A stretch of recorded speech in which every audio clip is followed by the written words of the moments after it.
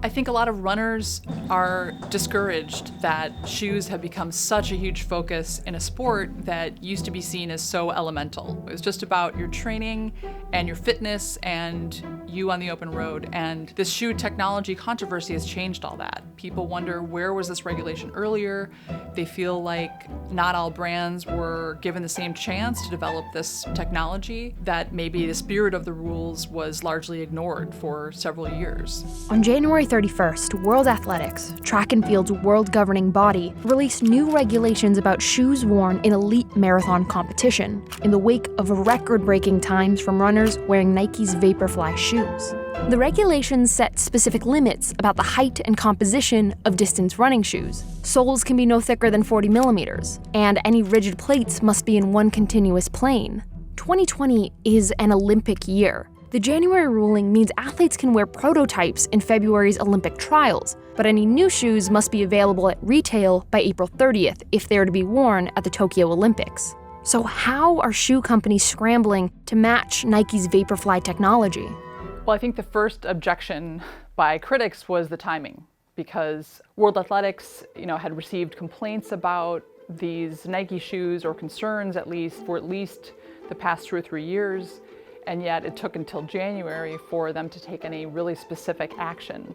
So I think competing brands were saying, hey, this is an Olympic year.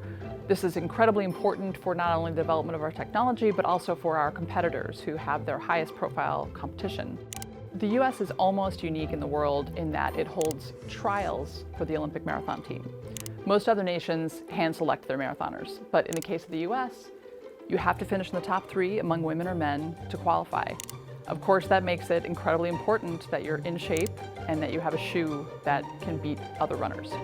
Earlier this year, the Wall Street Journal studied the Vaporfly, asking experts to dissect the shoe to demonstrate what some athletes and critics say give the shoes an advantage.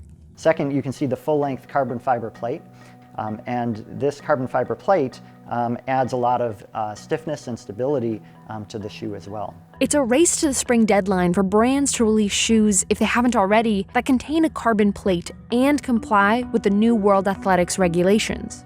While Hoka Ona Ona's shoe comparable to the Vaporfly technology has been out since May 2019, we'll see debuts from brands like Saucony with their Endorphin Pro, which will be released globally on April 15th. Brooks will publicly launch their Hyperion Elite shoe on February 29th, but announced 5 days before the Olympic trials that some of their elite athletes will be racing in the next iteration, the Hyperion Elite 2, which will hit the market in late April ahead of the April 30th deadline.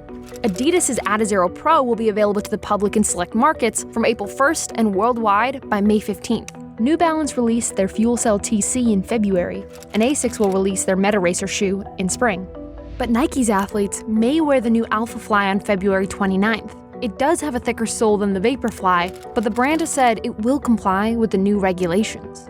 Privately, and especially to one another, some runners who run on competing shoes have expressed concern about whether theirs will match up not only with the current Nikes, but these yet unseen new Nikes. I think some athletes and brands feel that Nike has too much influence in the sport. It's the leading brand in performance running shoes and sponsors many athletes, sponsors USA Track and Field. The president of World Athletics is a longtime former Nike-sponsored athlete. Competitors worry that maybe that relationship is a little bit too close with the body that's supposed to be regulating it.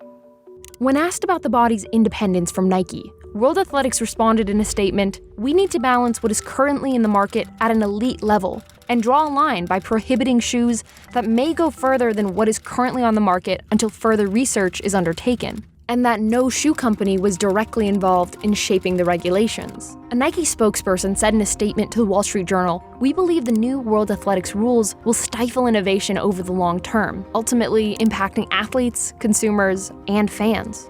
Brooks said in a comment to the Wall Street Journal, "Generally, we would spend more time between prototype and bringing a shoe to market, but the recent WA ruling pushed us to reassess our go-to-market strategy." One of the reasons why these questions about shoes are so important is because running isn't only for elites. Last year in the US, about 50 million people went running at least once.